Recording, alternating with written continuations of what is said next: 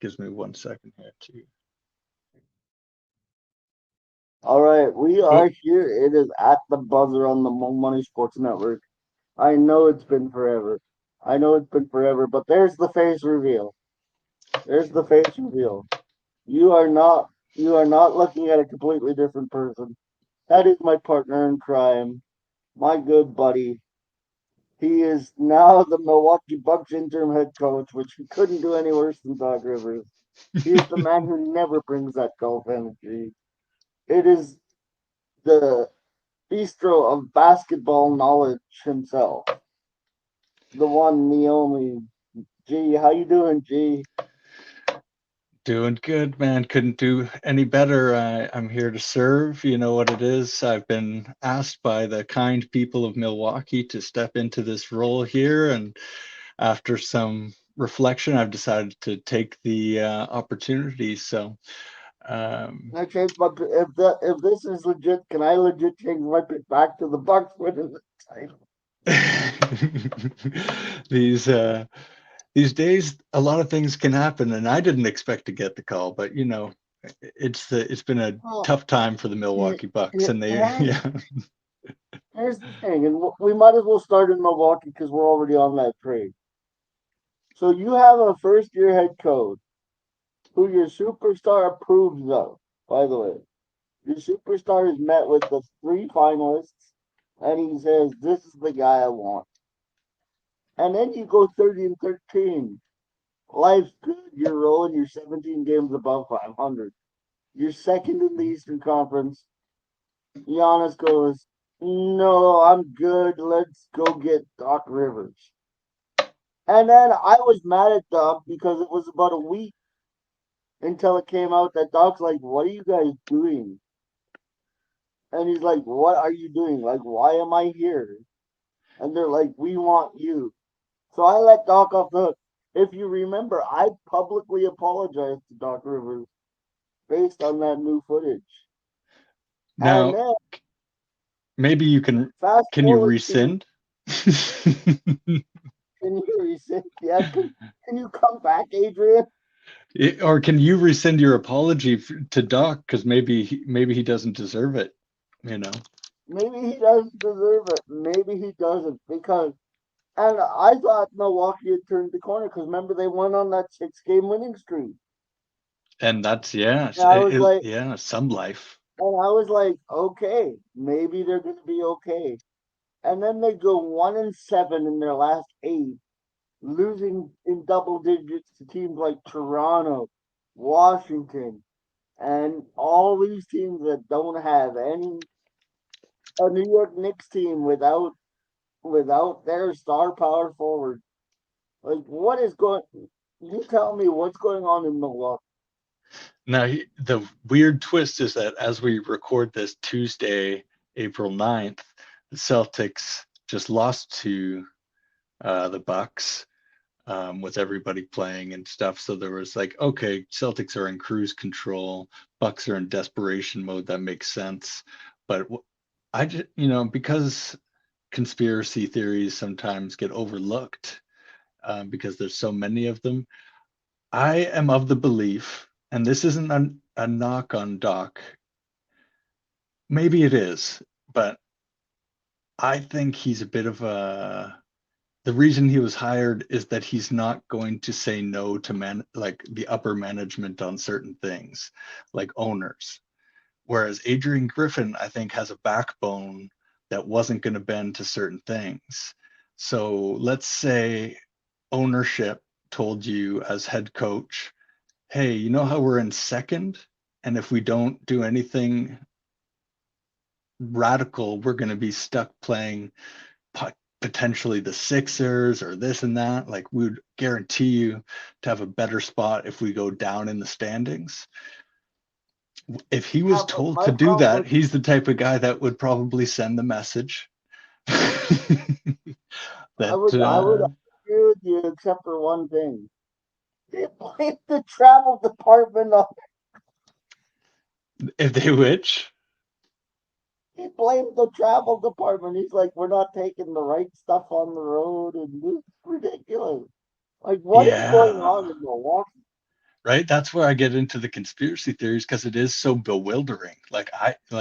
Well, It's as believable as anything else because what could possibly be going on with that quality of players? And everybody's saying the vibe is off too, just like the overall energy when they you said watch the them vibe play, was off the with body Adrian when they were language.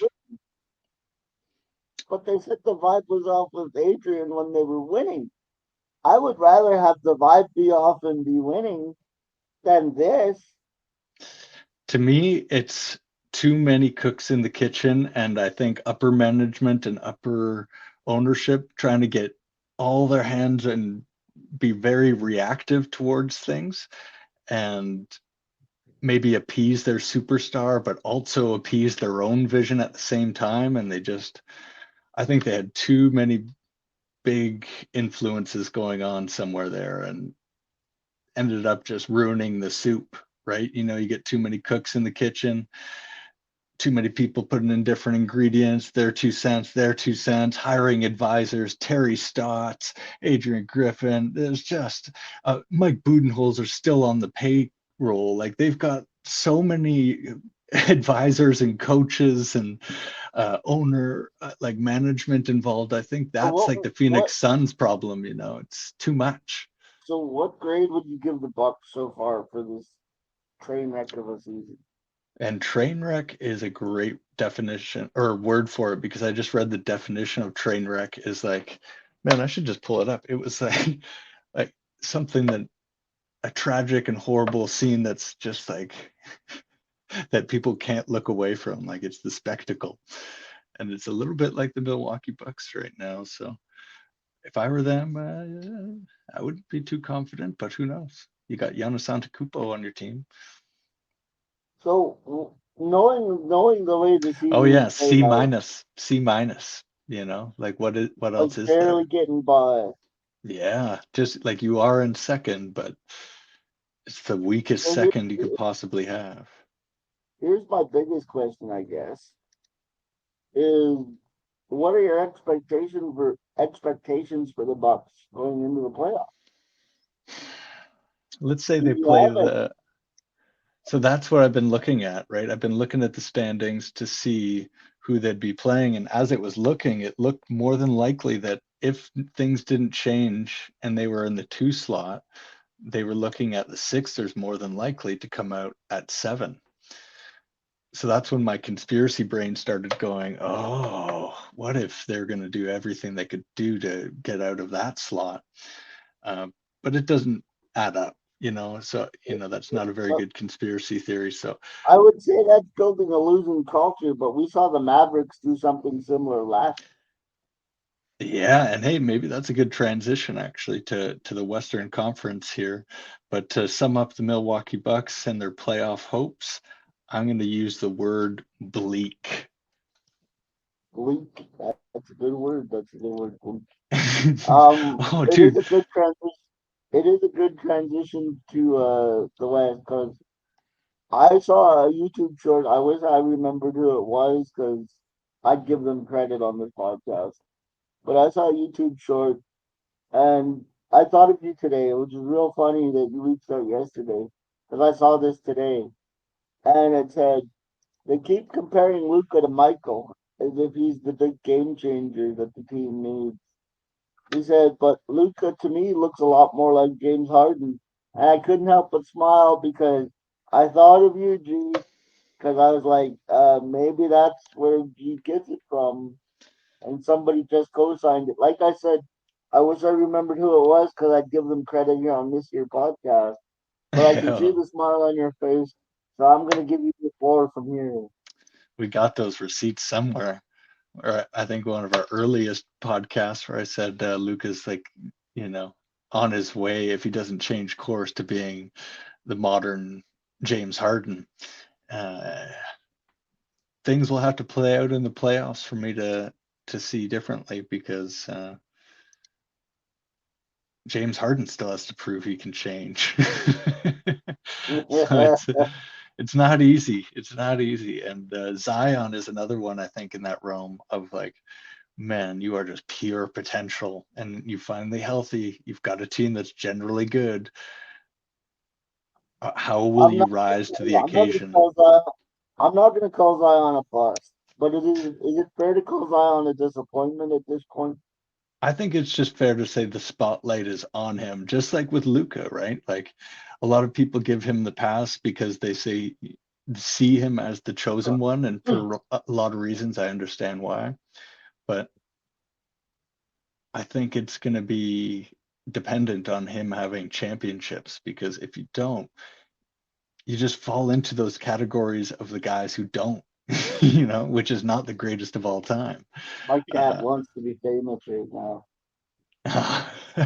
it's Get off just my like the computer. it's just like the real cat, Carl Anthony Towns wants to be Get off famous, my but computer. Nobody wants to see your butt. Come on, get down. so, yeah. So Get the down. Nobody wants to see your butt. what's the cat's name? My cat's name is Zeus because he thinks he's the god of the house. And if you could see the Epic, stink I'm getting right now, you'd understand. epic. Get down, Zeus. Let's see where the Okay, Dallas fine. Mavs are Stay there. sitting. Anyways, So looking at the Dallas yeah, Mavs in the standings, they're in fifth. They would be you mean playing the fifth. Clippers if they started today, the playoffs. Well, that doesn't help me because that means one of them has to win. Oof, that would be so interesting. Two underachieving. That's an interesting conversation. Of those two underachieving franchises, who do you pick as a favorite in that series? Can I twist the question a bit and say who has more to prove or lose? Because the stakes feel almost equally high, where like if either team loses in the first round, that's considered abject failure. And that would be a repeat for both teams. And like I feel like both can't afford that. So In who that do you case, I'm going to think? go back to what I said on the very first episode of this podcast. I'm going to go back to the very first episode of this podcast, and you can go back. I believe there's a receipt that says it, but that favors the Mavericks. If the Mavericks have nothing to lose, if the Mavs go out, In I first told you, round? no, hear me out. The Mavs have this uncanny ability to fool people into believing they're trying to win something. And they're not. They're really not. And as long as they put on a good show, the people of Dallas are happy because Mark Cuban, even though he's not the owner of the team, he's the face of the franchise, and he's got enough charisma to carry that. Mm-hmm. So as long as it looks like they're trying to produce, they're going to be okay. The Clippers are different because the Clippers have expectation from outside of LA. People expect the Clippers to do something. So Mm-hmm. if Dallas loses, they don't get harmed on a franchise level. If the Clippers lose, they become a bigger joke than they already are. So when you put it in terms of who has more to lose, it's the Clippers. Interesting. Interesting. Because I think that's pretty much the only Western matchup that looks locked in. It looks locked in, eh? It looks locked in. Isn't that interesting? That is going to be the showdown, man. Like Is that gonna for be that's gonna be the series we're paying attention to? so much is packed into that. Like I've got my other conspiracy theory that Luca is on his way out if things aren't looking better, but the way they've been looking at the end of this season, that's kind of has me changing my mind. I'm like, yeah, Kyrie is just being the one thing that everybody always wanted him to be, and that was just a dude that showed up and played ball like Kyrie Irving, like the thing he's paid to do. But see, the thing that I'm very tired of, and by the way, subscribe to the channel, hit the like button, all that good jazz, whatever. But the thing that bothers me about Kyrie is he is the most self-centered player in the league that gets a pass. Do you We think rip, something's rip on changed this year? we rip on LeBron, we rip on James Harden, we rip on Kawhi Leonard. Somehow Kawhi's got it figured out that he can be the biggest spoiled baby in the NBA and gets away with it scot free. He's, I don't know I how he does it, think it's because he's but like NBA royalty to an extent, right? why though? He hasn't done anything. Once you have a ring, just put them in that category. I think whether it's fair or not, right? Like, uh, what does he have? One, two, One, one, one. Sounds about right. Yeah, Mavs. I don't know. I don't see who do you think's going to win that series if you had to choose right now from a money perspective, not like like if you had to put money down, like who are if you I'm putting taking? $20 on this series, who am I picking? Yeah, I just think I think the Clippers have more talent. I think the Clippers win that series. yeah. They're stomping the Suns right now by 30 at home in Phoenix without Kawhi, Who's playing the Sun? without Kawhi, James Harden. No, I will say this. It is the last week of the season. There's only 5 days left. Yes, but the So Suns need every single game. They're in plummeting free fall, heading no, for they're look at this. I'll pull up the standings here. They're no, 46 and 30. I've looked at the standings. I've looked at the standings. Just They're currently sixth in the West. yeah. So if they lose tonight, they could fall behind the Pelicans and the Kings, and suddenly they're in the eighth spot and having to play. You know, And if then you're telling me, if the Lakers win tonight, then they're tied with the Suns, and the Suns have to play the Clippers again tomorrow night in LA. So if the I'm not Suns lose worried. two in a row and the Lakers win two in a row, the Suns could end up in the nine spot. Yeah, I'm not worried about the Suns at all because you're telling me I got Devin Booker and Kevin Durant in a play-in situation. Playing the Warriors. The Warriors are not the Warriors of 2017. Can we stop this lie, please? Can we just stop with the lie? They can handle the three-headed underwhelming head of the Suns. What like Bradley Beal's obviously not even going to play. He'll be injured. Booker will have a big game. KD will have a big game, but they don't have a team. They don't have a team. It's like Well, the Lakers have just cut it to six again. their starting point guard is 5'5" off the street. 5'5" off the He's street. it's Isaiah Thomas, but hey man, I'm taking the Sun. over I the have no doubt Warriors. that I have no doubt that the Suns will be in the playoff. Ooh, okay, let's put this one on. Let's put this one on. I'm going to say if they fall into the, I don't think they'll be in the playoffs. I'm going to say that. You think they'll fall out of the playoff? You think they're going And to get beat in the play-in? yes,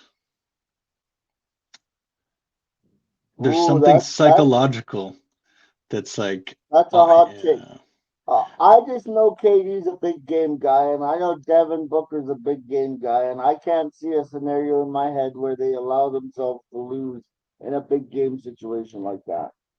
But they're also not insane. Hear me out. They know they're basketball players at heart. They know they don't stand a chance at anything this year. They just know. So Oh, how do I you didn't say find they stood a chance at anything. but so how do you find the motivation to win an intense playoff series against somebody who believes they can win like the Warriors? They, as ridiculous as that is, the Warriors believe.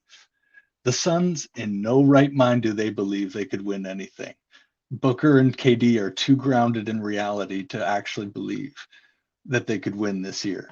So I You're don't think talking they about a have the guy who had his own motivation. burner account on Twitter to argue with fans and KD. You talking about grounded? You want to stand by that statement? Let's say he cares enough to know. He knows that, Okay, I let bet me. if you pushed him behind the scenes right now and said, KD, what do you actually think of your chances? I have a feeling he would say about what I'm saying is like next year will be a lot more rounded out and we have some better role players, but we missed that part this year. And no NBA team should win a series without any role players. Like just nobody's good enough or should be good enough for that. And I'm not talking yeah, about a series, though. I'm talking about a one-game winner-take-all and even at that, situation. I like how do you get motivated to beat somebody that's playing for their life when you're just kind of know that you're going home? It's just now or later. Whereas, Well, I'll tell you what would motivate me as an individual. And I'm speaking for myself in any circumstance. Leave in the comments below whether or not you agree with me. But you're telling me I'm the guy that has a chance to put the final nail in a dynasty that's been over for 2 years. I'm gonna relish in that moment of being able to put that final nail in that dynasty and say it's no longer your time, guys. that could be valid if you believed you had something that was your time, but like what's the juice towards like I guess revenge could be a good thing of feeling like he didn't get appreciated there and wants to put the nail in. I see This what is you're the saying. thing. That's valid. That's valid. This is the thing. Once KD left Oklahoma City, nobody was gonna love him the way they did. Hmm. That's just fact. And you know how do what? how do they feel about Paul George? Who? OKC. Well, Paul George is a whole. I see. I have problems with all three of them boys in in Clipper Nation because they all stated, "Oh, I'm here for the long haul." They all took off. Kawhi took off. PG-13 took off, and James Harden bolted as soon as he could from everywhere. Yeah. And you know what? It's not the first people to leave, and it's not going to be the last, right? Because I'm calling it, man. No, no, I Luca, have no and problem. Wembanyama is too potent to say no to, and I it will ain't going to say be in this. Dallas. I will say this, and this is me just being my raw emotional fan. Okay, usually I let facts over feeling, but this is just me as a fan. I don't mind you leaving at all. Not one bit do I mind you leaving the city. But don't flip and go and say I'm here as long as you need me, and then 3 months later you're in a different uniform somewhere else. I hate that. It's ridiculous, It's and the double I'm trying talk, not to yeah. get worked up. Yeah. Yeah, that's the double talk that a lot of guys say things, but few actually hold true to them, and some don't have the I would rather opportunity, you say, "Look, I'm a hired gun. I'm here to win a championship, and that's what I'm here for, and we better get it done." I I can respect that. Yeah, because it's a big difference between getting traded and asking out or just leaving and not re-signing, right? Like there's a difference between all of them, but um, to say that you're going to stay and then not stay and it's your choice not to stay seems like the epitome of like no integrity. Uh, yeah, I having said all this, I was curious if you think Paul George would ever head back to OKC if he doesn't He sign with would. the Clippers. I think he Uh, would. And here's the thing. I think OKC would take him back if they told him his role had changed. Because understand this, by going back to OKC, you're telling the organization, I'm willing to not be the man anymore. I'll be the sixth guy off the bench because you have a point guard that can run this team, and I don't need to be that guy. I'll be the sixth man. But by going home or going back to OKC, you're telling the organization, I will be a role player. And can Yeah. PG 13 do that? That's the question. I personally would rather see him riding shotgun with Tatum. I think that's actually the pairing that would work because Tatum is still just a young man, and I use man loosely of the sense that he's just a youthful presence that I'm like, man, it's not his fault, but damn, is he so good? And I think is just so young of a energy for what's coming his way of expectations and stuff. So to have a vet like Drew Holiday and then a vet like Paul George instead of Jalen Quinn, Brown, Quinn, because I'm saying Quinn. Jalen Brown gets traded for PG or swapped. Did you have a good bath, boy? Sorry, I'm being bombarded with my furry friends here. That's a good thing. This is Quinn. Quinn's my dog. Uh, You're sopping wet though, boy. You all clean. Oh, he's done visiting now. Oh, I'm going to wallet.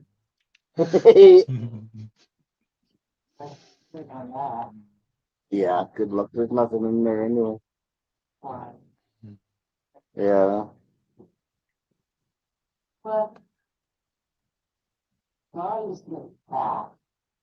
Somebody keeps feeding him. But yeah, and I think OKC would accept PG more than other places would, and they've especially if he got humbled the himself. they've got the budget, right? They've got the space. They could definitely afford him. Who knows? Now, Yeah. here's the thing: if you're OKC, do you make the trade for PG? Well, I think he's a free agent, right? Coming up. Is he? I could see him going back Or in does a he rare go move. to the Sixers? No, too much congestion with the ball between Maxi,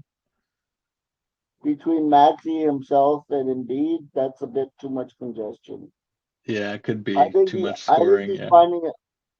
I think he's finding it harder in LA than he thought he would because I thought he had I think he thought he had a running buddy in Kawhi, and then they added James Harden, and now they got to share the ball, and it's got too many Seems to, too many chefs, not enough clients. yeah. Too many And there's, cooks in the kitchen, brother. hey, no doubt. I wonder if the Clippers will have any Uh, yeah, I wonder if there'll be some major movement from those big core guys like James Harden and Russell Westbrook, and if PG's up I for, think Westbrook's done. because they could retool everything around Kawhi, right? They could let everybody go, say we're restarting, we've only signed Kawhi, and they could rebuild around him because that's the Are only you guy they've trusting signed. Kawhi's body? Well, he's the only one they've signed, so it's sort of assuming like, okay, since we've locked into him, who are his running mates that, is it going to be PG and sign him to a max, or do we look for somebody else?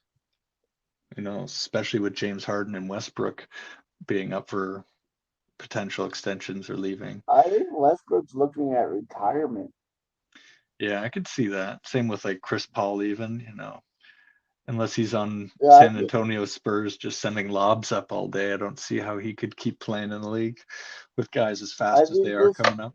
I think this is going to be a big transition year for the NBA because I see a new young crop of talent that needs room to grow, And some of these old guys, Hmm. as much as I love these guys. They got to make room. Yeah. Like Clay, I wonder how much he's going to get from Golden State as he sends a brick up. Um, there's a there's a lot of movement that could That's happen. interesting that you bring that up. Well, what do Whew. you And do then he with this hits him. Warriors squad? Because they're I, not good enough to contend, but they got sentimental value in the city of San Francisco. I think it's exactly as you see it now. Maybe one or two role players, but they're just gonna have to make the best with what they've got. I think because they're not gonna change from Clay and Draymond. There's like four. you know, Once you get four rings, it's a certain, I imagine there's a certain job security that comes only to very few people, and it usually would be with something like that you've got four championships or that you've, yeah. I'm not trying to be ruthless, but do you have the conversation with them, with guys like, oh, like you guys, I'm I know you can't sure do that's this. happened, but I guarantee you Steph is the final word on a couple things. I can't guarantee, but I'm assuming the guarantee would be, uh, and there's no way that a loyal, nice guy, Steph, is gonna be cutthroat suddenly and be like, "Get rid of my two buddies." Like, there's All just right, no. you're gonna get a rap from me here. Are you ready? All right, You yeah, ready? I think so, Here's but my I want. rant, Yeah. and subscribe to the channel because this is gonna be fun. I hate Steph Curry's reputation of a nice guy. Steph Curry is not a nice guy. I don't care what anybody says. When you prance around and you high step and you shimmy and you do this, that, and the other, and I then he having gets his some fun. reputation of a nice guy. No, don't even try it because he's a phony. He's a fraud. He might be the best shooter in NBA history, but he's not a nice guy. And he's smart because he promotes himself by bringing his daughter to the podium so that he gets sympathy because his daughter's cute and he can play off that and he can go, look at me. I'm Steph Curry. I'm the all American boy, Steph Curry. It's a load of crap.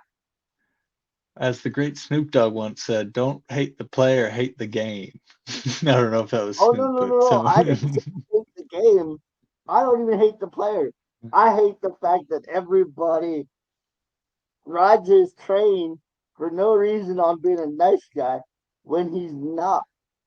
Well, it's almost a compliment too by saying he's not a nice guy, right? Because it's like he is bad. Like he is the meanest dude on the floor No, sometimes, I just in the would. way that he plays, right? I prefer this Steph Curry. That's what I'm trying to get to you. Is I Yeah. prefer that dude. I go to war with that dude. But So my thing is, everybody thinks he's this brilliant guy because he's got the beautiful wife, the beautiful daughter. He's got it all. that's the Although eye his wife, test. huh? It's the eye His test. wife, It's like, yeah. and I feel the same way about Tom Brady. Tom Brady's not a nice guy either, and I No. feel the same way about Tom Brady as I feel about Steph Curry.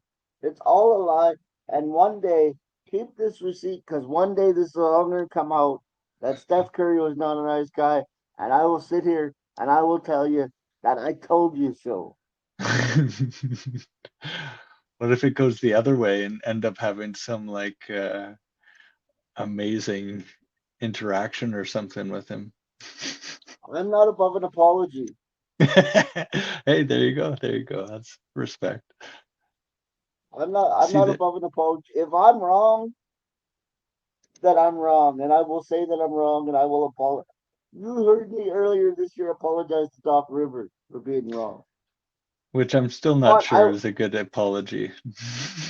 I will say this though: everything that I see from Steph tells me he's not a good dude. Yeah, that's. That's fair. He does a lot of commercials, and that's an immediate negative in my books. Yeah. Because look, look, okay, Russell Westbrook is the perfect example of this. Being a Seahawks fan, he was plastered all over as the All-American boy. But you notice as he got later in his career, it started to unravel, and you started to hear stories of the real Russell Wilson Oh yes, okay, Russell Wilson. Yeah, and yeah. and how he had his own private office in the team locker room, and nobody wanted to deal. All this stuff came out after he left Seattle. I'll be Hmm. very interested in about 5 years after Steph's playing days are done. What comes out about him? Yeah, I mean, some people have pretty good media teams nowadays where everything's so controlled and scripted that, I said Russell you Westbrook, didn't know, I? I meant to say Russell Wilson. My apologies. yeah, yeah, it's who knows how history will tell things now in the digital age and everybody being so aware of their media presence and stuff because in the past, yeah, certain things just got out, but now people are just so conscious of that professionally that No, you I'd get be curious. down. But I'm not saying I don't like that side of Steph Curry. I'm just saying, It's why I think they have a good shot as anybody to win the play-in, especially against I don't know, like the Kings or the Suns. Just neither strike any sort of fear into their hearts, or nor should they, right? The standings, I think, tell a good story that way of who's to watch in the last couple of games here, and I think Phoenix is one of them. But the Kings, I think, lost tonight as well against the Thunder. So where's that put them? Kings and Suns both lose. let's see, it was Too a busy night complicated in for the me. association tonight. Yeah, Denver picked seriously. up. Oklahoma beat Sacramento. The Knicks somehow are winning without They got OG Randall. back. Yeah, Randall. No Randall. Yeah, I think the Knicks still have a Timberwolves good beat shot. Washington. Hmm? The Knicks will be a good team to watch a playoff series because I think they can still compete with whoever they get in the sixth spot, unless it's the Sixers, I who have very little faith in the Sixers. that's fair. That's fair. And yeah, I guess why should we, right? They haven't done anything ever in the playoffs. There's just that looming Embiid that just leaves And that, I'll yeah. admit something. I'll admit something. I want so badly for Embiid to succeed too. Yeah, and it feels like he's on the cusp. Like the season he was having, the way the ease in which he was dominating, it's like Like you've yeah. heard me say this all the time on this podcast. I want to be wrong. When I say Clippers do Clipper things and I don't have faith in this team or that team, don't get it twisted. I like the receipts because I'm usually right, but I want to be wrong. Well, let's say they win their last two games. That gives them 47 wins. Let's say the Pacers, who do they play? What the heck Th- just happened? Is the game over? Is the ball game over? I don't think so. No, 106-93. I mean, Um, one could say it's over, but no, no. I technically mean, is no. it actually over? No, not on mine at least. Because my TV just went to the Los Angeles Kings and the Mighty Ducks of Anaheim. Oh, that could be just Canadian Oh no, tomfoolery. no, my TV changed. Oh my God, the Suns are catching up. Holy. I told you, man, in a one-game playoff, I'm not going against KD and Devin Booker. In a I series, you might be I'll put my right, 20 but down. I'll put my 20 down on that. I don't know. Their team is just so bad in comparison to everybody else's rest of teams. Like as good as those two guys are, it, they've got the worst group. Well, they gave up too much to get KD. The Bradley Beal thing was their nail in the coffin. Just the most unnecessary, expensive addition that could have been two fantastic role players that would have just rounded out their lineup nicely, plus a couple secondary role players for that salary. Insanity. Um, The Lakers cut it to 8 again. How many times have I said that in this podcast? 106, 96. Damn. Okay, so now that the whole season is played out, I have another question for you, though. Sorry, I was Most gonna. underachieving team and most overachieving team in the league this year. Oh, good question. Uh, hmm. Most, I think Warriors and Lakers are in competition for the most underachieving. I would agree with that. And Actually, no, I yeah, give it to the Lakers. I expected this from the Warriors. that's fair. Yeah, the Warriors didn't have anything really The to be Warriors had no excited about. expectation. My most overachieving team, I'm just going to give it to them now, is the Houston Rockets. I know, Yeah, I know they, yeah.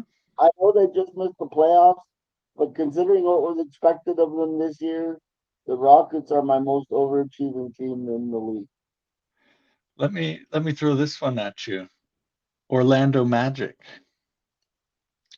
That's a good one. or New York Knicks. I mean, did we expect New Uh, the, York? Knick- the Knicks are always around that. Tom Thibodeau loves his team finishing fourth or fifth. But right now they're in third, and they have as good a shot as anybody for the second seed, actually. So if they had Randall, one could almost argue saying that that second seed would be theirs, and for the Knicks to finish second is like a pretty big deal. That is a big deal. So there's been at least some, yeah, major And now, by unexpectedness. the way, the Knicks are fourth. By the way, Oh, really? yeah. Who's in third? Third is Orlando. Oh yeah. Okay. They've got a tough finish though. They've got to play the Buck. Well, actually, maybe not if the Bucks are playing like crap, but they seem to they seem to have a dual personality. But I'll find out more as I coach them over the next couple games. Yeah, they play the Sixers Yeah, and the Bucks twice to finish their schedule, so they might not get another win. Um, the Magic. The Magic yeah, you're talking about. yeah. So it's a lot of the Bucks That, and Magic will decide where those two fall, and they have two games that's to a play bold it. statement considering they got two against the Bucks, and you're saying they might not get another win. That's a bold statement. I still am almost stubbornly like I can't believe like refuse to believe that Giannis and Dame couldn't take out the Magic twice. You know, it's like I just can't fathom it. But yeah, it's probably at least gonna go splits. But All right, let's do some awards. Coach of the year. Who's your coach of the year?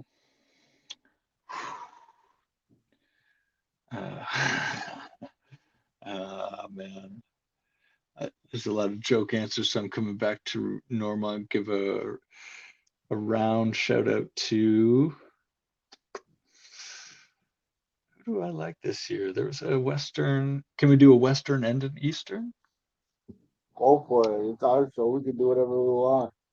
Yeah, let's give a shout out to Pacers coach. I think he's done a really nice job. I wouldn't give him top. He's just getting honorable mention. Um,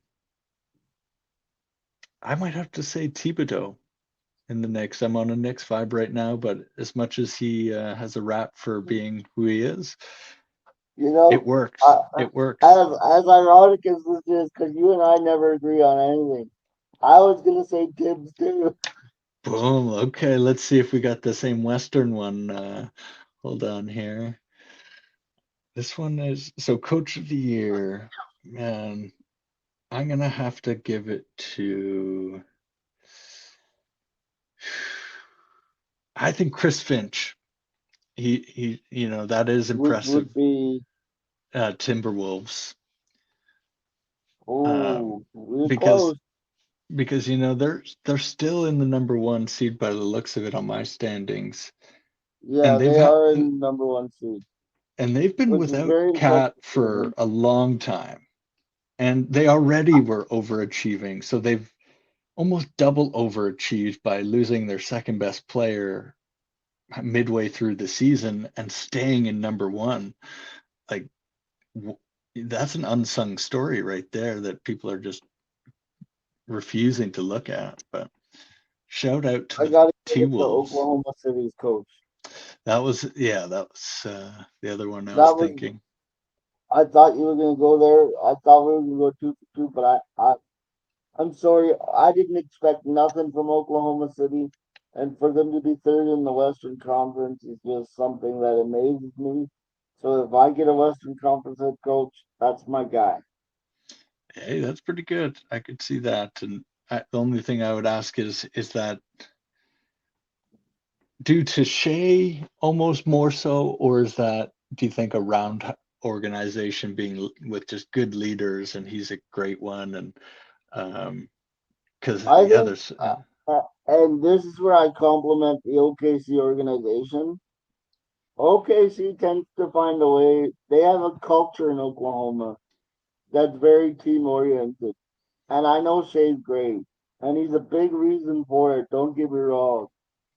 But I think he's the straw that stirs the drink. But I think the teammates are a pretty good compliment to Shea Gilchrist Alexander out there in Oklahoma City. So hmm that's my reasoning for picking the OKC head coach out west. Hey, that's pretty good. That's pretty good. What else you got for awards? Um, let's.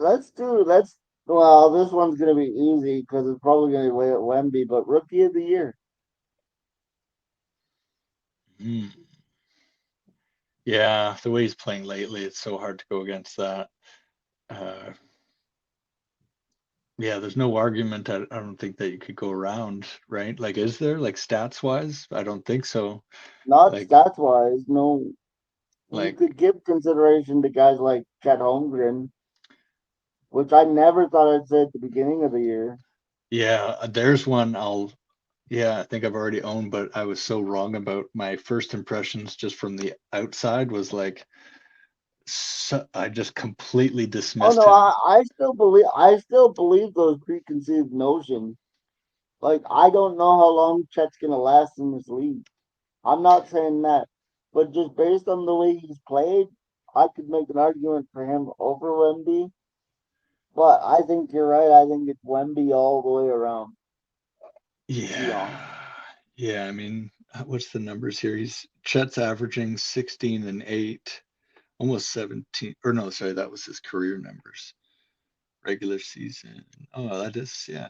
Okay. Makes sense. the his career Um, numbers and his season are his numbers are rookie, different. yeah. Wembenyama here. Okay, what are your numbers? Is 21 and Alexander a rookie in Minnesota? I think so. Is that right?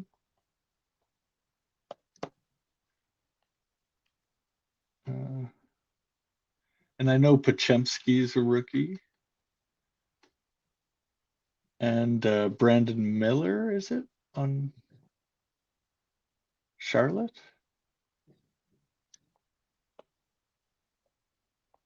So speaking of rookies and NBA players, do you think Zach Edey's going to translate into an NBA player?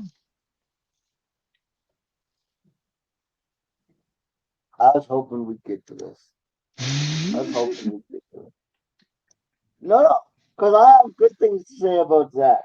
I love Good, the way Zach plays. good. I think he's good back to the basket. He's a Demarcus. He's Boogie. He's a Without the Canadian Boogie. Is oh, that a there, fair that's a great. comparison?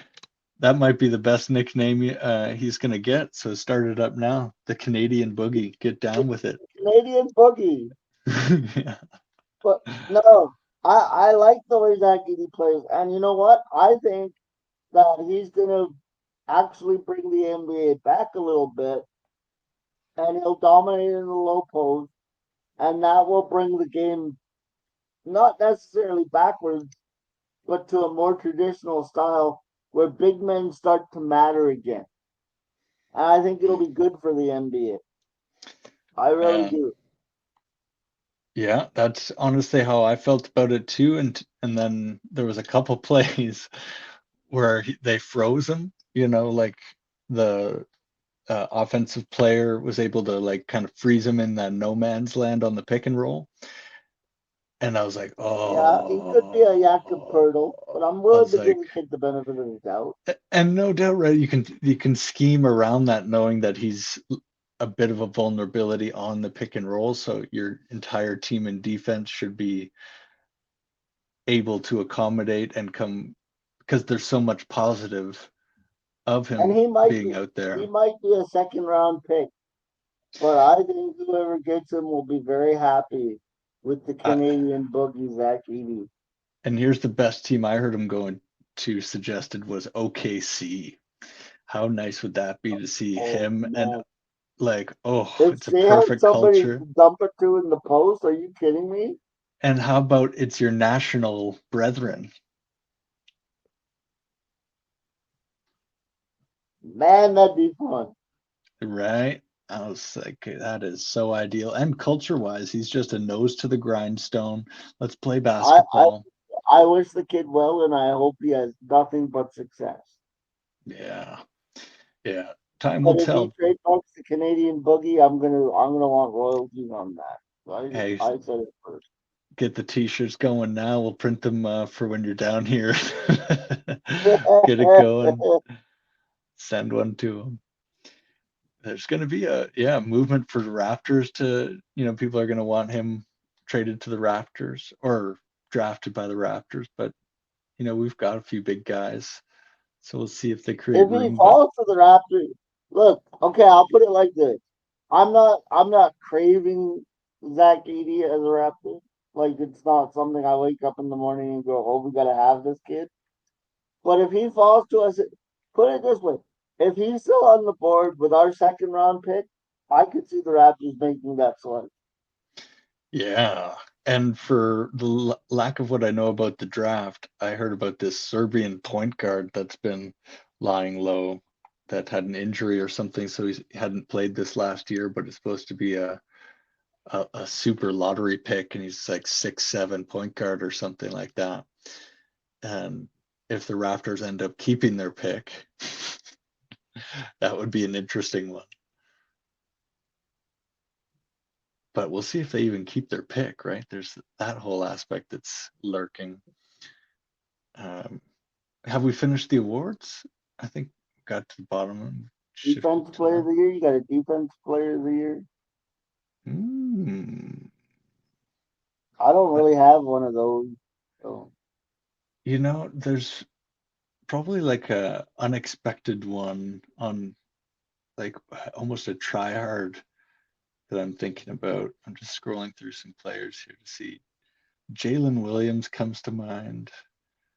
Um, here's another good one. Sixth man of the year. ooh, that is a good one. Drew Holiday, maybe defender. Drew Holiday has to be the pick there, doesn't he? Um, man, a couple news items here to just bring up quickly. Antetokounmpo helped off court with calf injury.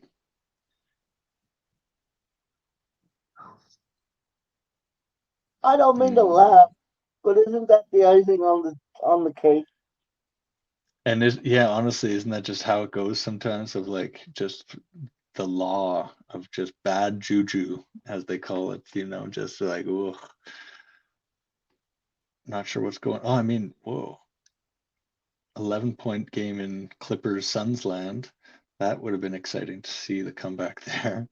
That's Giannis Antetokounmpo, right? That's being helped off the floor. Unfortunately for Bucks fans and me as the new interim head coach, yes. Now that's a good Yeah, thing for you, less of a headache. yeah, less diva time.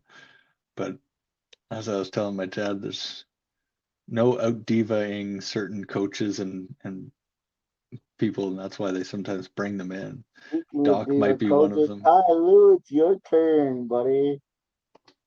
You're going Yeah, out in the second round, buddy. I don't even know who you're playing. And the only reason I give you the first round is because you're playing the useless Dallas Mavericks. yeah. Oof. Who would they play second And then round? you'll hear my favorite saying of all time: Clippers do Clippers things because that's what Clippers do. Repeat with me now. Oh man, Uh, yeah. Who would they play in? Oh, they would play the winner of 1 and 8 or 3 and 6. so your choices are Denver or Oklahoma. Take your pick. Who you losing to? Oklahoma for sure. They're they're yeah, probably the most vulnerable. Like there's just no replacing experience. I believe that completely. Certain guys can meet the challenge, but to excel in certain environments, I think you have to have time. You just that's the Tatum thing. It's like it's not a knock on him as a person or whatever. It's just like yeah, certain lights and pressures I think require a maturity level No, and and that's the thing. level-headedness, right? I don't. I know when I say Clippers do Clipper things or the Mavs don't want to win.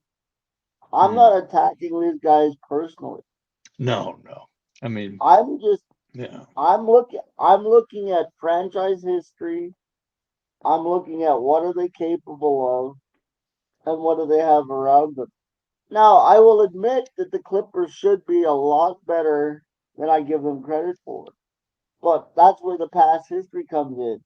The Clippers always find a way to mess themselves up. Hmm. I mean, they let a 30-point lead go tonight, so that falls in with theory pretty good. Right? And give me 5 minutes and let me just show a little love to the WNBA. Well, yeah, I know we don't talk a lot of WNBA here, but Yeah. because of Caitlin Clark and Angel Reese, I think this is important Yo. because I'm going to say something that you may agree with, you may disagree with, and the comment section might explode over. But the fact that you have the WNBA, and please don't mess this up, you have Angel Reese and Caitlin Clark. It could be the equivalent to you having Larry and Magic in the 80s, and it could really help the WNBA. So please, WNBA, don't find a way to mess this up.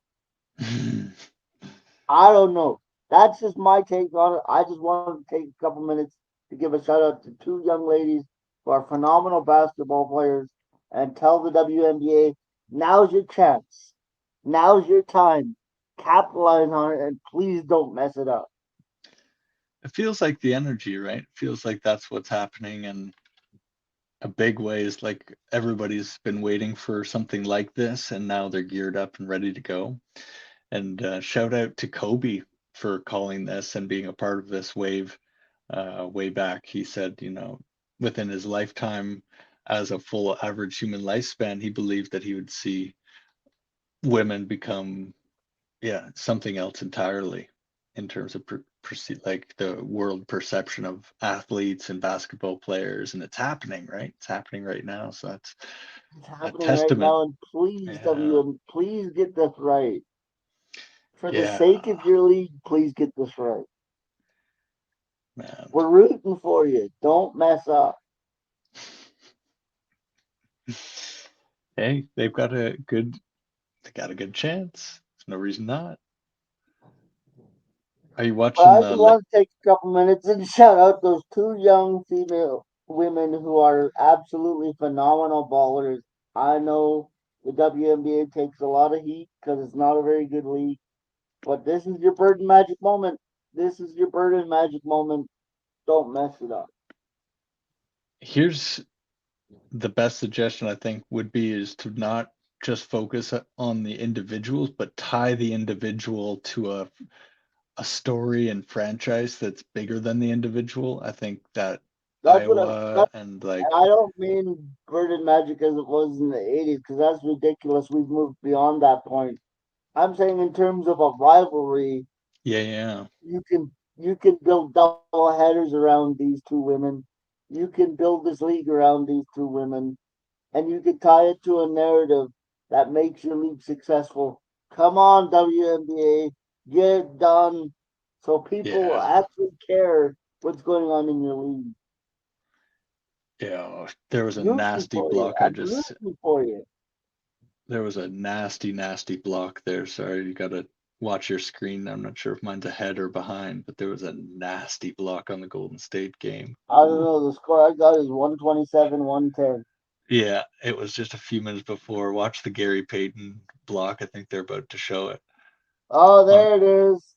Oh my Oh, dude, goodness. That is literally last second. That's insane. that's crazy. Wow. From a Sorry, guard. I got my 5 minute plug in for the WNBA. So, Hey, yeah, uh, that it's so cool to see that, right? And I think having the opportunity for there to be like a comp like a rivalry between cities too is what I was thinking, right? It's like the Bird and Magic thing I think was extra special because it was Boston versus LA and there was already an established rivalry. So if they were able yeah, to take something that was established or decide, okay, we're going to make what the rivalry is going to be, and it starts with these two ladies on whatever teams that they end up on, and cultivate it not just between those two, but like set the stage for it to be the franchise's eternal battle against each other, because then you and like I transcend, said, don't get it twisted. I am rooting for this league, but mm-hmm. please, WNBA, don't mess this up. Don't make Yeah, this a situation you messed up because you didn't get it right. don't pull the Clippers or Bucks Yeah, perhaps. don't do it. Don't do it. Because I want to see this league succeed. And this is the first time that I've really like I checked out the WNBA in '96, and I'll check out the occasional game here and there. But this is your chance. This is your time. Please make the most of it. That's Mm, my shout out to the WNBA. it's a good message for all of us out there. This is our time. Make the most of it, folks. That's how it goes. And while you're doing that, hit the subscribe button.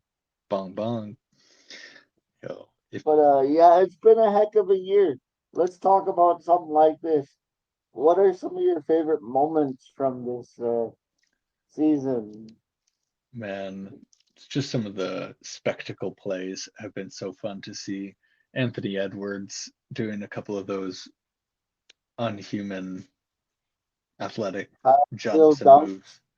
The dunks in that block was just like I've never seen anybody jump higher than on that block. Like, yeah, seeing that guy radically just take over and be the guy that a lot of people hoped he could be, and see him playing with joy and love and like excitement. That's been super fun. So Anthony Edwards right up there as a reason to be excited to watch basketball. And yeah, huge kudos to him for executing I'm that. gonna take this right back to opening night, and I'm gonna take it back to the Raptors upsetting the Timberwolves, and just the excitement that I saw on your face in your JYD jersey and your Raptors hat. That was one of the coolest moments of the entire year. I We gotta give a peaked shout out early. to my uh, We peaked early, hey. yeah, but it to be that hyped on opening night because we beat the Timberwolves. It was a special night, Hey, and for all the garbage, for the 15 game losing streak, for everything the Raptors had to endure, to pick one of those positives from a Raptors game night is something that I will always remember. because you were bouncing in your JYD jersey, you had the hat, you were ready to go, and it was just so much fun that night. Let me put this out there. JYD award? Oh, I Ah, gotta give it to I gotta give it to a Sixer here, and and, and well, I'm going to Tyrese Maxey for me because ooh, that guy is just all over the court, and I think that's what JYD was. I think he was the guy that was all over the court. He was the unsung hero. He was the guy that didn't mind doing the dirty work, and I think that's what Tyrese Maxey represents for the Philadelphia 76ers. That's my take yeah, on it. that's a great one. Uh, I'm going to go with Brandon Pachemski this year. Again, everywhere. He was a rookie that was expected to be nowhere, possibly G League, possibly just end of the bench, fighting for minutes. Circumstances changed, and he kept working and soaking up the wisdom or knowledge that Steph would give him. And then the first game I saw that guy play, I was like, this dude is everywhere. Every loose ball, just threes in the corner, just the effort And those level are was my off the favorite dudes. charts. Those are Yeah, my favorite dudes. You know why I love AR-15 is because he's that type of dude too. They're not yeah, the flashiest guys. They don't get a lot of respect in the league.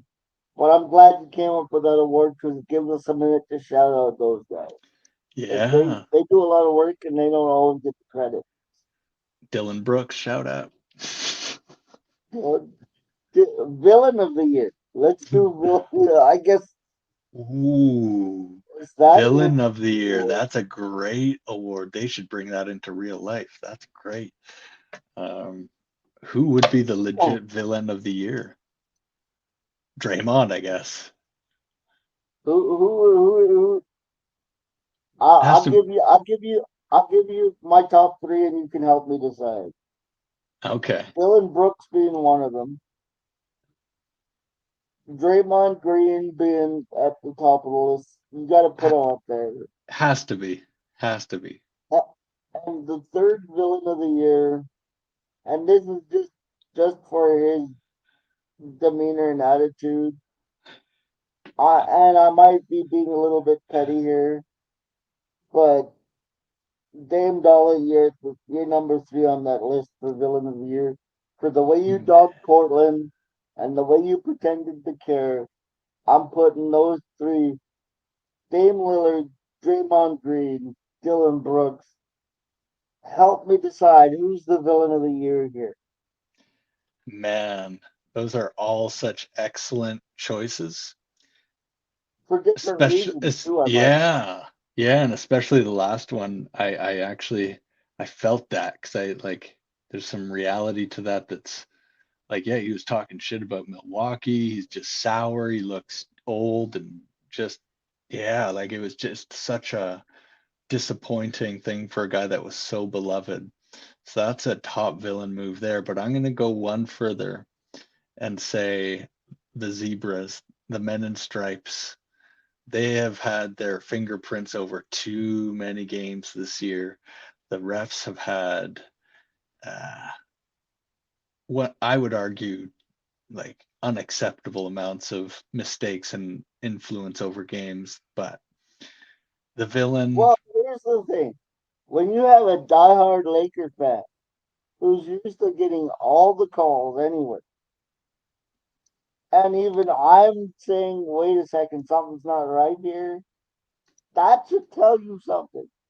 When you're so bad at your job that you can have a fan of the winning team go, wait, you host the other guy.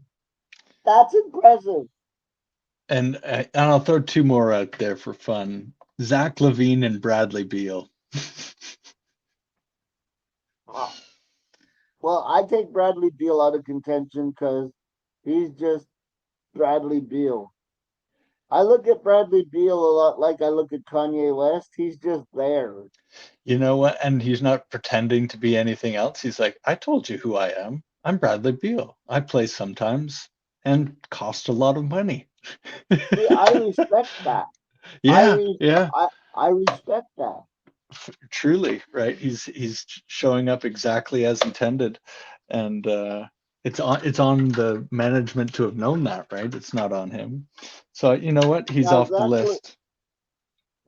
Zach Levine, I have I think you got the right pick there with the referees. I mean, Zach's had a rough year, and Zach's done some things, but it's nowhere near as bad as the Zebras have been this year in the NBA. And last one, what about the guy on Portland, DeAndre Ayton? Well, here's the thing: DeAndre wasn't too smart because DeAndre cost himself $50 million, and because of that, I can't put him on the villain list. Because yes, the Pacers gave you $133 million. But essentially, what you did was you caved to the Phoenix Suns and you got traded to Portland because they didn't want to deal with you, and they got a much better KD than you're gonna be. So Mm-hmm. you lost, DeAndre Ayton. You're not the villain of the year. You might be the victim of the year, and you did it to yourself. Yeah, just sad, right? That's so true. Uh, yeah, maybe Draymond though is the king because I mean, just come on. Well, how much longer is the league gonna put up with this? I think they gave him the final warning. Honestly, I think that was the last one. They were like, "Pal, everybody agrees now. It's unanimous. Like chances are up." And he's acted pretty fairly accordingly. So we'll see once it gets into the brighter You lights if know he can what's keep it sad about together. this? You know what's sad about this? Is Draymond's going to be the guy that ends up fighting Jake Paul in a boxing match because he wants the publicity. I could almost see that, You but I know feel Draymond's that type of dude, right? I don't know if he would be for the like he wouldn't go for the spectacle clownness. Like he would only go if it was actually like You don't think Draymond would go for the spectacle clownness. This is a guy that choked somebody and dragged them up and down the floor. exactly. That was no joke. That is no joke. He To looked like protect a spectacle, though. Yes, but you know what I mean? There's a difference between Mike Tyson biting somebody's ear off and Mike Tyson doing a pretend fight with Jake Paul. Like those are very different scenarios. Uh, Draymond is still in the bite your ear off mode. You know, like I wouldn't expect him to do anything but just continue being kind of a little bit off doing his podcast and retiring into a quiet sort of vote, commentator Yeah, if guy, Draymond retires, media, he's not going to do anything quietly. I'll tell you that much. quieter than Jake Paul, let's say. Because I remember him calling out Kendrick Perkins on ESPN once when he was like wearing costumes or something like that, and he called Perk a word that probably shouldn't have called anybody, but called him essentially calling out for being like a clown, for acting clown for the entertainment of white people. And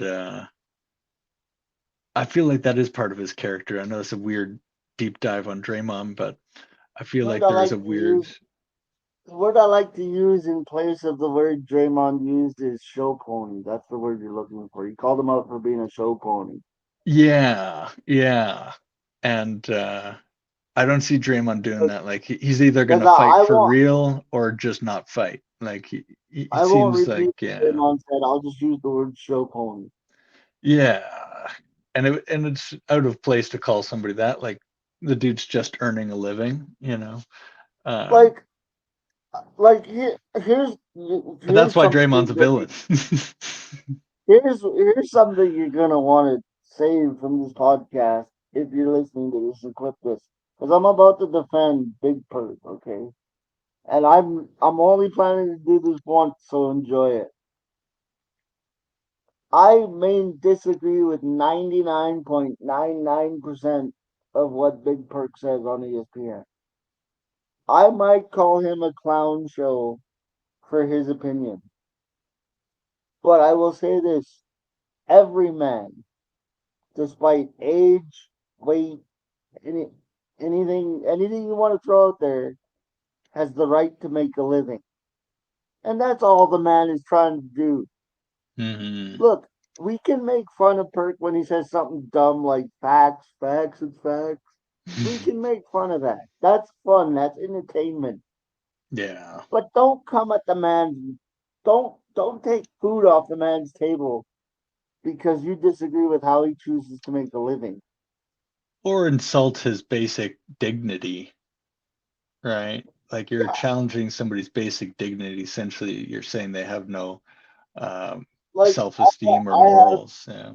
I have beef I have beef with LeBron James on the basketball court.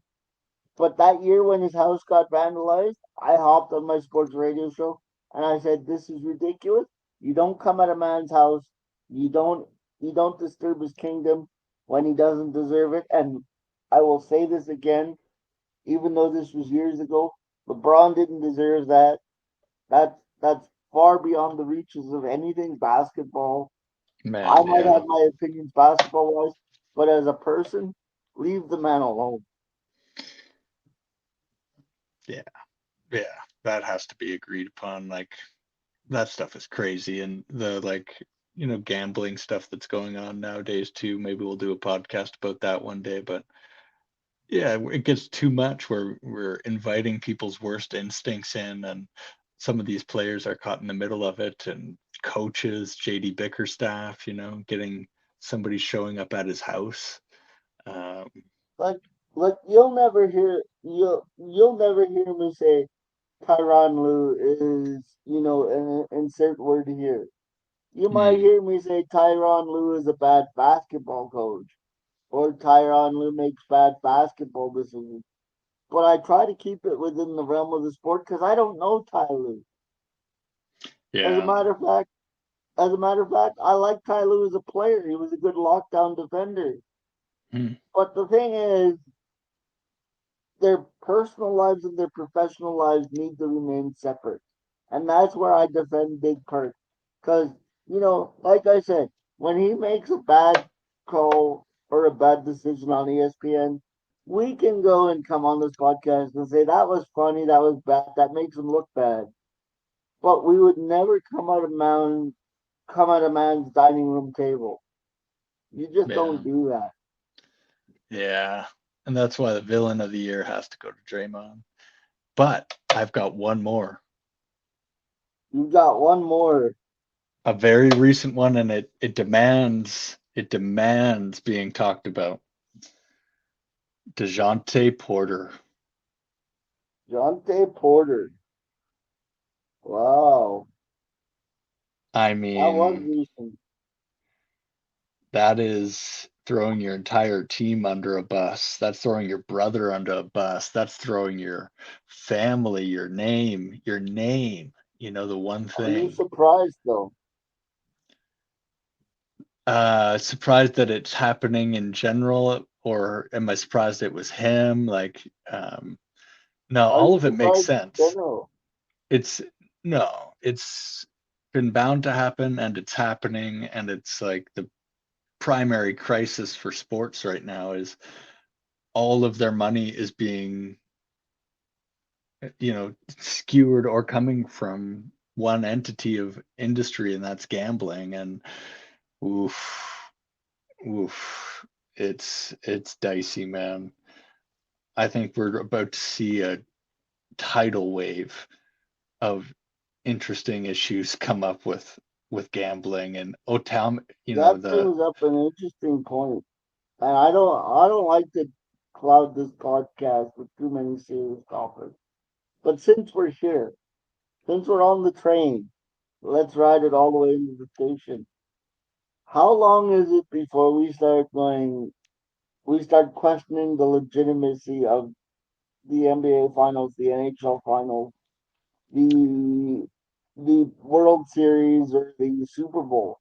How I long is think it before we go, that was shady? I think we're there, to be honest. I think NBA is at least there, and they have a lot riding on their next TV deal and seeing which way that goes. But the assumption is there's going to be more money for everybody, especially with the gambling. But I think it's actually getting out of control, that it's a bubble that's going to burst potentially TV even rights fees before. are going to go down.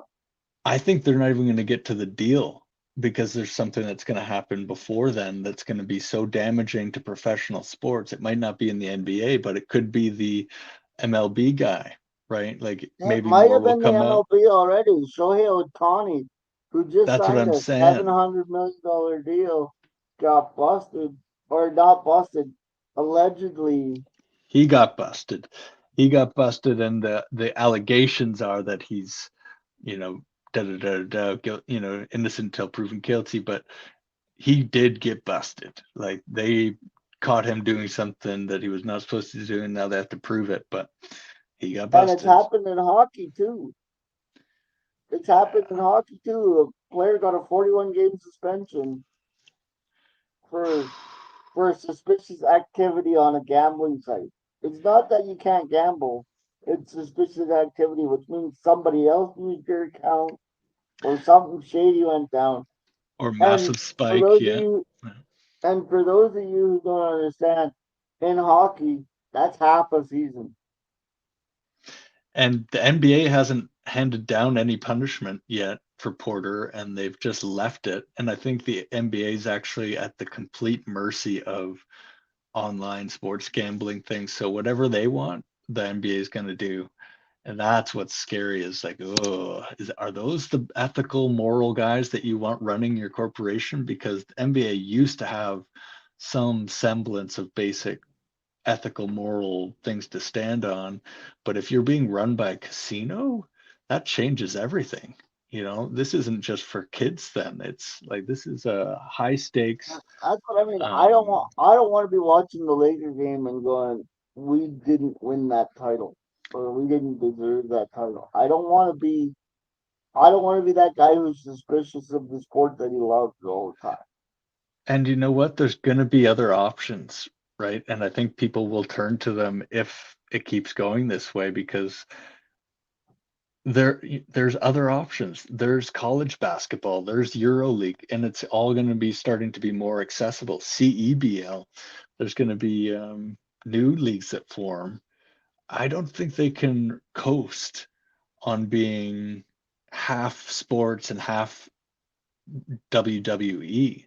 Either they have to pick a lane, right? Because we're all See, but that that's what watching makes with the WWE. assumption, This isn't a WWE podcast, but I'm gonna piggyback off your point there if you don't mind. The yeah. reason WWE is so successful is WWE point blank says this is who we are. We are here to entertain you. We are not here to try to fool you. We are not here to insult your intelligence. We are here to entertain you. And WWE leans into that. Whereas the NBA wants to be like, we're basketball, but we're also entertainment. And the 50-50 thing when you're a legitimate sport doesn't work. No, it's an insult to everybody, right? And because you're trying to base everything off the assumption that this is equal, fair rules, that it's anybody's game on any given night because it's all equal. But it's not, as it turns out, more and more and more and more and more and more. But Because now it's too much. now that I think about this, now that I think about this, you look at the Raptors, for example, all right? And whether they're up 20 or they're down 20, how many games this year, how many times have we come on this podcast and we're like, the Raptors either blew a 20-point lead or they overcame a 20-point lead? How many times this year have we said the Raptors were out of that game and out of nowhere they went on a run and all of a sudden they were up? That had to be at least 5 times that we've had this conversation with the Raptors, overcoming Mhm. a 20-point lead or giving up a 20-point lead, either side of the spectrum. But we've had that conversation multiple times this year. Hmm. So you're really making me think. But see, that's what I mean. WWE makes no bones about it. We're here to entertain you. We're not trying to do anything else. We're trying to entertain you. And this is the thing. Once that seed is planted of doubt, it's very dangerous, I think, where it goes from there. Because if it really gets out like tip of the iceberg and it like just falls apart, that there's just all this inside betting and coach this or player X that, and there's just all this stuff going on, it won't take long for people to just stop watching, or for lawsuits to pile up to the point of just like See untenable the situations. see the 7-year-old kid in me does not want that to happen. And I it want to be sit- yeah. I want to be sitting at home on not this Saturday, but next Saturday, right when the actual playoffs start. Mhm. I want to be able to sit there and go, these are two teams battling it out. One team might have more talent. One team might not be there, from a competitive standpoint. But I want to be able to say, this the 7-year-old kid in me who fell in love with this game wants to be able to say those are two teams that are playing their hearts out. Whether one team has more talent or not, those are two teams giving their all. That's what I want to be Mhm. able to say. That's what the 7-year-old wants to believe. The 40-year-old that sits before you is questioning that a little bit. And yeah, well, think about it from the perspective of a guy like John Tay Porter, who's not making anywhere near the money of other guys. I don't think he's even making a million. So he's probably thinking, oh, maybe this is my one chance to actually like make a like kind of, make hay while the sun's shining. And he, like does it more messy than other people. But what if this is rampant? What if this is happening all over where guys, because of being able to prop bet on anything, we have to then question every rebound, extra assist, extra shot. Like so much of the game's integrity has been just looked at the other way as they take in more and more gambling money because, hey, more money, that's good. Is it? Did they need more money? Did these players need more money? We're about to add two teams, Seattle and Vegas. It feels like it's becoming a circus.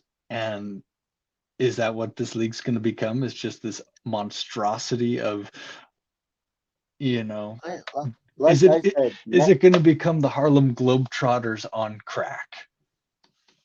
I really hope not. Because Because the one thing sometimes with the feels that way. Globetrotters, the one thing I will say the same thing about the Globetrotters as I say about the WWE. The Exactly. Globetrotters are honest. Yes. Yes. The This is the Globetrotters are thing. honest. They're not there to play basketball. If you go to a Globetrotters game expecting basketball, you're going to be sorely disappointed. And I'm not one to complain. Because I know when I buy a Globetrotter ticket, I'm going to be entertained. That's it. And man, and the NBA, there's so many times this year that it was like, I thought I was watching basketball. I thought I showed up to watch a game. Like Darko. Shout out to Darko, said it best this year, the Raptors coach with against the Lakers. It was such a bad one, like just a bad If you're going example. to do that to us, let us go home. Yeah, yeah, and he called it right out because it was untenable. It was just And like they and couldn't. They just should have stayed home. It wasn't worth playing that game. despite my personal feelings on Darko being a bit goofy as a coach, not as a person, but as a coach being a bit goofy, Mm. I had no choice but to back him on that one. Even as a Lakers fan, I'm like, okay, you gave us the win, but why? Yeah, was that necessary? Could they have not just played the game out and just let the cards fall where they may because it's early in the season and geez, we paid for this, like That's the thing that really gets me though, is it was so early in the season that you had no way of knowing the Lakers would be in the play-in. So what would the point be to, I don't want to say fixing, to to lean that allow hard. Yeah. Yeah, why? And that's the thing. And so then it gets back to the gambling. It's like, well, unless there was specific prop bets and specific targets that they were aiming to hit that were outside of even who was winning or not, they were actually working some completely other thing. Because why wouldn't they? It's probably triple their salary in one perfect bet. You know, if Anthony Davis gets that, you know, 14th free throw, they might have had their child's education paid for in the States as a referee. They might not have had that on their regular salary. So now we have to question, are referees going to start calling extra fouls? Because if they hit 14, that prop bet means that all his family that he told he's going to da da da da da, they can bet their life savings on it and they'll be fine. You know what I mean? Like there's so many holes in the integrity that it's like, should they pivot to a WWE model and Harlem Globetrotters and try to make it just an honest, crazy entertainment thing? Because they've sacrificed any chance at integrity unless something changes. You know, there's enough left right I now, will but I will tell hmm, you something. There are WWE betting lines, but you're a fool if you take those. exactly, because you're taking something that has a script that's already written and betting on it. It's like betting on Game of Thrones. It's like, all right, yeah, like as it's airing or whatever, right? It's like you might win some money, but it's so like it's already written. You're not basing that on They could anything. change the script mid-show. You don't know. Exactly, exactly. And it's not in the actor's interest to fix it for their own personal gain. But you know that's what I mean though. Like not this Saturday, but next Saturday when the playoffs begin. I want to be Yeah. that kid. I want to be the playoffs does something to me. It brings me back to my childhood It's where like it's Final like, Four, right? Yeah. yeah, I want to see teams compete. Yeah, Yeah. this team might not have as much. It might be a 5 game series. It might be a 4 game series. But as long as you're competing, I don't care about the result as much. If that makes sense. Oh If man, you're giving yeah. honest effort, see And if the that was refs my can just problem with make it watchable, like as long as they can just stay out of it enough for it not to ruin the game. like that's why I had a problem with the Mavericks last year. It's the integrity of the game. You pissed me off when you took away the integrity of the game. It Yeah. wasn't it wasn't that you lost to the Bulls or whatever. I could care less if you lose to the Bulls. I could care less whoever you lose to. Hmm. But don't challenge the integrity of the game. That's where I get upset. Yeah. Yeah. I agree. And the tightrope walk that they're on right now, I don't think they even realize because money blinds people, right? And even to the very top, it's so driven by greed Well, that it blinds well, them. I it's think this. they're not That's seeing how why we have to dangerous play it's. in. That's why we have to play in because TNT and ESPN pay millions of dollars for these play-in games. And I know Yeah. people want. I look. I'll even say this. I know I'm in the minority by not watching. I told my buddy. I told my buddy today because he's a Warrior fan and I'm a Laker fan. So we've been kind of jabbing back and forth tonight as this game is progressing. But I told him, I said, if it's the Warriors and the Lakers in the play-in, because I haven't watched the play-in game yet, and I ain't planning to start it now. I said, if it's the Warriors and the Lakers in the play-in, you're gonna have to tell me who wins, because I won't know, because I ain't watching. It's fair. You're holding strong Because with your. Yeah. because to me, the play-in messes with the integrity of the game. Yeah, and it's sort of like, yeah, changing the rules a bunch for And see, stats and yeah. here's the thing. I would rather you reward the top 2 teams than punish the back end team. Yeah. Give the top 2 seeds a bye. Yeah, that's a good point. Reward rather than punish. That's my philosophy. And That's a people good one. and people always try to use this argument because the NFL added an extra playoff spot. Hmm. I said, yeah, they added an extra playoff spot, but they didn't take anything away from anybody else. Yeah, that's very true. And it's almost catering to, again, a different thing that's not basketball. They're catering to something that's business minded driven and not necessarily for the fan in mind. It's some other ulterior motive that disrespects maybe the integrity of the game, like you're saying, and that being the most dangerous thing to lose in these times that, man, things happen fast. And with that much money and this much, I was thinking about the volume of games, how people say that even in the stadiums, it's turning into like you can't even hear. It's just like blaring music and just like a sideshow circus type of thing. And man, it has me nervous that, yeah, like how far does it go before it turns too much into the entertainment side? But of course, you still want to be drawing people in and make them fall in love with the sport and stuff. But are they falling in love with the sport if it's just, fireworks Well, and loud music and here's the cheerleaders and stuff? You know, here's the thing though. Not once have you heard me say nobody else should watch the play-in.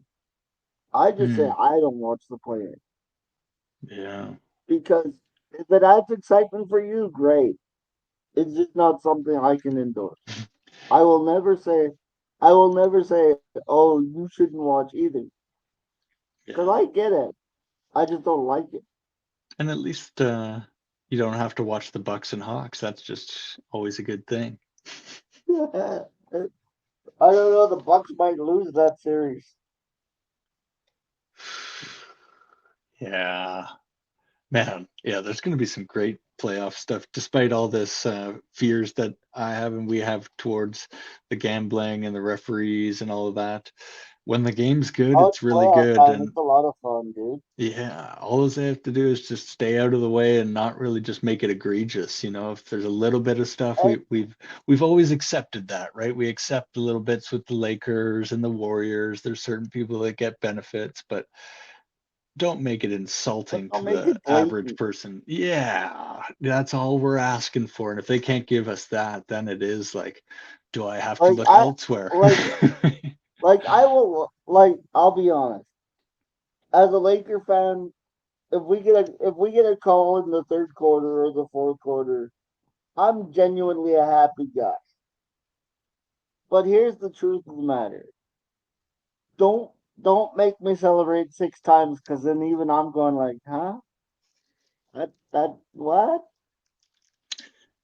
Yeah, sometimes it's just gets so bad that you're like, man, you're not doing yourselves any favors by like, Like I one don't or two know. calls you can get away with where I'll chuckle and be like, yeah, we kind of got away with that one. But if it gets to the 5 or 6 mark, then I'm kind of like, even I start going, Yeah, if and especially if it's targeted towards their key players, like if Jokic suddenly has three touch fouls where it's like, okay, that is just so targeted and unnecessary for what the game was going to be. Like if he actually hacked them hard, okay, but if they were touch and it fouls and now and it you've just taken them out of the game, then like I'm done. you know. and we're not picking on the Lakers. They're just the most obvious example, Yeah, them and the Warriors are probably because it does ones that happen to get it. other Yeah. teams. That's the other thing I was gonna say. Everybody says the Lakers don't drive and make it to the free throw line. How do the Warriors do it? I never see the Warriors drive, and they're always standing at the free throw line. It's, as Rudy Gobert said, money, money, money, money, money. And you notice, and I don't mean to be a conspiracy theorist here either, but you notice since the play-in has started twice now, it's going to be LeBron versus Steph in the play-in round. Certain things I'm just have not a saying that's I'm not saying that's fishy, but I'm no. saying that's fishy. There's certain things just have a way of working out. Yeah. Oh yeah, sometimes things just have a way of working out, eh? Yeah, Eh, okay. when there's billions of dollars on the line, people love to see things how they work out. Who knows with that one? I don't know. I don't know. But either I way, don't know. It's always So, fun talking, and I'm going to do something a little different here this week before we close out the podcast. mm, Usually, I say due to the week, but seeing as it's the last podcast before the playoffs, I'm assuming, because the playoffs start on the 20th and the mm, season ends on Sunday. So there might be a postseason pod, who knows, before the postseason gets started. But instead of due to the week, let's hand out our due to the year award for the Eastern and Western conferences. okay, okay. Oof.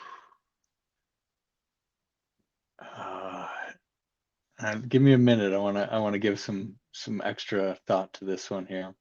All right, I will give you the privilege of going second because I have my Western Conference guy already. And I can see the comments already. Oh, Mo's gonna give it to AR-15. No, I'm not. My Western Conference due to the year this year goes to Shea Gilchrist Alexander for all he's done for the Oklahoma City Thunder and the hard work he's put in. I think it's a well-deserved Western Conference due to the year for Shea Gilchrist Alexander. Hey, that's a good one. I like that actually. He's probably been the most successful all-around player, just so smooth and evil with it. Um, Western Conference, And I'll give you my Eastern Conference one too while we're at it. yeah. And this one will surprise you too. Um, for the Eastern Conference Player of the Year this year, or Dude of the Year, not Player of the Year, because understand that Dude of the Year and Player of the Year in my mind are two different things. Hmm. Dude of the Year is just the guy I respect for the way he's played the most. Player Yeah. of the Year is a different thing. But my Dude of the Year for the Eastern Conference, and this is going to surprise some people as well, I'm going all the way out to Indiana. And Tyrese Halliburton, congratulations. You are my Eastern Conference Dude of the Year. You're Wow. absolutely tearing it up in Indiana. I respect your game. I respect you, good sir. You are my Dude of the Year in the Eastern Conference. Okay. Damn. How do you like Man, them two picks? pretty good. And I'm jealous because I don't have as interesting of picks, but I think I've got them picked. I've got my Western picked, and it's the most What boring, but what what do you think you're gonna have as an interesting of pick? I just can't get over how the Joker plays, man. Anytime I watch him, it's like you're watching more than any other player when it hits his hands. I have the most confidence than any other player in the NBA that something good will Is happen. gonna come of it? Yeah, like the most, like just guaranteed. I trust his decision making more than any player by such a wide margin. And then he makes it so fun to watch, and it's all about the team. So he checks every box for me. It's like, man, you show up, you're professional, you're always there, you're teamwork, you're team based, you're also magical, like throwing passes that are so fun to watch that it I just checks gotta say, every single box. I'm surprised by your Western Conference Dude of the Year. I'm not saying he Yeah. doesn't deserve it. I'm saying I'm surprised. I Yeah, thought because you it's were such gonna a go with Alexander. I thought you were gonna go with Alexander in Minnesota. I thought that's where you were going. oh But yeah. I'm not mad at the Joker pick either, And just the consistency to show up after a championship year and just be focused at the top of your game. and still be driven. Yeah. Yeah. And a leader. That's the other thing is like, can you be a good leader, a rallier of men? And big time, big time. You can see the guys rally around him where you don't see that on other teams like Phoenix, perhaps, and others like it that No, have star because power. But no disrespect to the Phoenix Suns or their organization, but their players seem to be more individually based than most teams. yeah, Eastern Conference. I got a theme going here. The Knickerbockers, Jalen Brunson, Oh, I right? almost picked him. I Oh, almost yeah. picked him. I did. It was a toss up, but the reason I picked Halliburton, to be honest, is the fact of Halliburton's growth played a role in it for me, in the sense that he's contributed so much to not only Indiana as a team, but he's grown so much as a player that I thought he Yeah. deserved it. And I saw what Jalen did in Dallas, and he's doing the same thing in New York. And if this was last year, it would have been Jalen Brunson's award. But because Tyrese had such a great year, I decided on Halliburton. It was a huge leap. It was a huge leap for Halliburton, and he's carried a team on his back, so they're checking that leadership box too, right? Like, yeah. But there were some moments this year that I just saw Brunson take over and just be But so dude-ish, but just like, oh, that dude is in it. well, Uh, with our four picks, could you go wrong with either one of the four? no, Not really. no, I'd take those guys in a heartbeat on any team. We're Yeah. talking about Shea, we're talking about Joker, we're talking about Halliburton, we're talking about Brunson. If anybody's gonna argue with those, the only argument, and this is gonna be my shout out to Roll who listens to all the time, we didn't even mention Jimmy Buckets, which Roll might take offense to, but Jimmy's had his that's time. He's gonna have to do something pretty special to get back on the leave radar. that golf energy in the comments, Roll. Uh, we'll be back soon. I don't know when. We do these podcasts whenever the need arises, it seems, and we've been very busy. But in case this doesn't work again, because I've tried with the last three podcasts, which is why nothing's gone up. But in case it doesn't do it tonight, I'm gonna at least download it to my hard drive tonight so that it's ready to post in the morning. Nice, nice.